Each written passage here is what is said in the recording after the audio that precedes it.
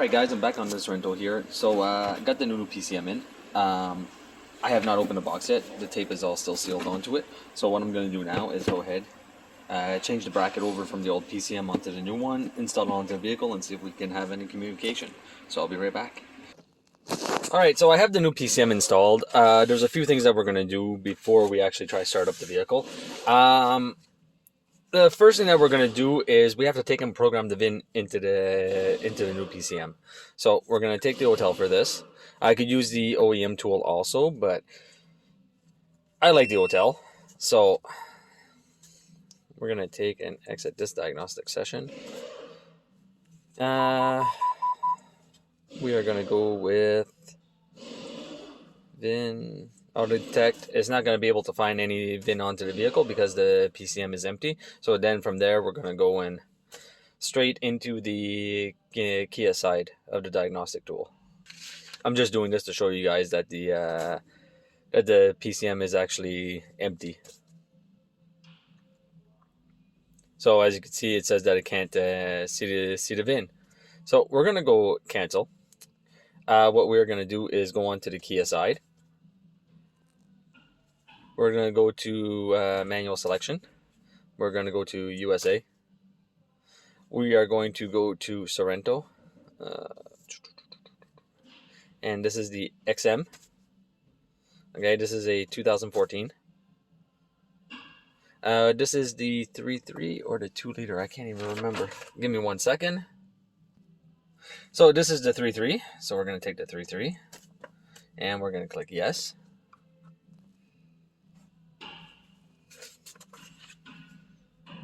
Now we're going to go to diagnosis. We're going to go to control unit, and we're going to go to the engine PCM. Now we're going to go to special functions, and we should be able to write the VIN.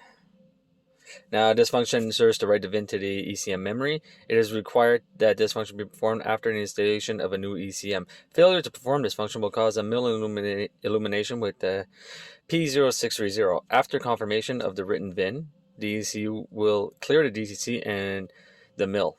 When ready, press OK.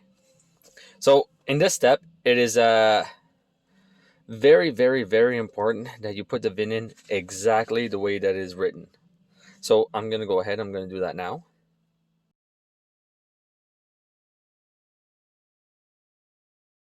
All right. So now it's very important to go ahead and recheck the information that you just entered, because entering a wrong VIN into these PCMs will lock the VIN and into the PCM, and you will not be able to go in and erase the VIN afterwards. 5XY KWDA 78E 5XY KWDA 78EG 535234 535234.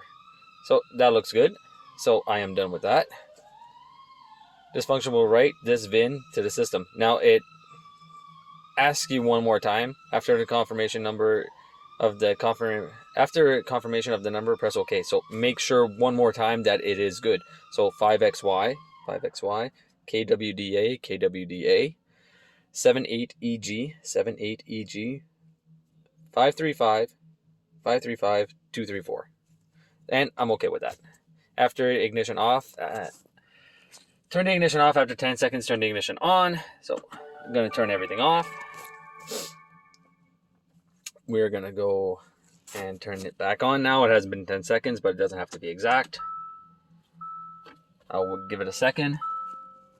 We're going to press OK. And that is it. The VIN is already written. So we're done with that. Now what we're going to do is escape this. We're going to go to trouble codes, because now we should actually be able to see the PCM. Since I got into it, it's pretty safe to say that that issue is cleared.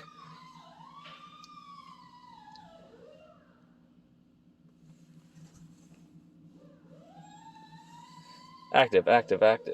So there's a lot of active codes on this. We'll escape that, but at least now we are actually able to get into the PCM. Alright, so what we can do now is, I'll just do this just for fun. We'll go diagnosis. We'll go auto scan of the vehicle, and engine is coming up right away. So before we weren't able to see the PCM, and then after I added the ground for the main relay, the PCM we were able to see the engine computer, but there was no information available onto it, which means there was still no communication available, even though it was seen on the network. So from there, with all the diagnosis that I did, it was conclusive that the PCM was at fault because it wasn't sending out its ground signal to the main relay in order to power up everything else. So now what we have to do is take and program the key to the PCM also, because the way that the Kias work is that you have a code that is saved into your either your smart key module, Immobilizer module, and then that code is also saved. Then that code is also saved into the PCM. Now, when that code is saved into the PCM, it takes when you go to start your car, it takes the code from your key, validates it into the Immobilizer module, and then from the Immobilizer module, sends it to the PCM, and then the PCM validates that code one more time in order for you to be able to start your car. It sounds like a pretty lengthy process, but it happens in the blink of an eye. So now we have communication with our PCM. That's great. Other codes that are set, I'm not too worried about those. Those are probably set because of me, because of sensors and stuff that I unplugged up front. So now what we're going to do, we're going to exit this. We're going to go to control unit. We are going to go to the Immobilizer or smart key module. It's been a while since I did this one, so we'll see. Antenna check, smart key code saving, which is this one. So first we have to turn the ignition off. Make sure you have your smart key with you. I'm going to not show you guys the pin code on this. Okay, so we're going to take and turn the ignition off. We're going to press OK. I'm going to put you guys down just while I put in the pin code. Okay, I put in the pin code. Key 1 is teaching. Press OK and press the start stop button with the S. So, and first key teaching completed. So now we're going to go OK. Actually, we're going to go cancel because I only have one key with me. So the client's going to have to bring back the second key. But I don't think we're going to... We'll go cancel. Smart key completed. Number of keys, 1.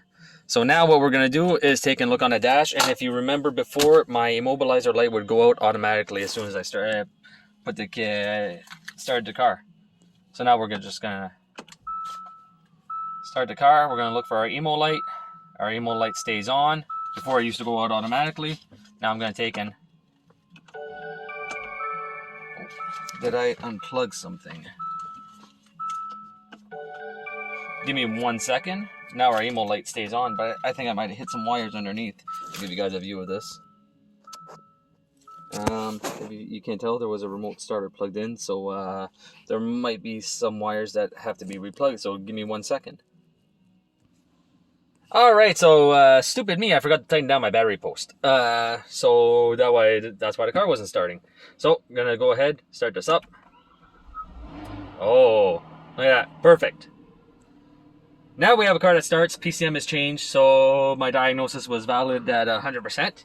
So I thought I'd just bring you guys along, give you guys a little update, and that's it. So I hope you guys enjoyed this little video, and I will see you guys next time.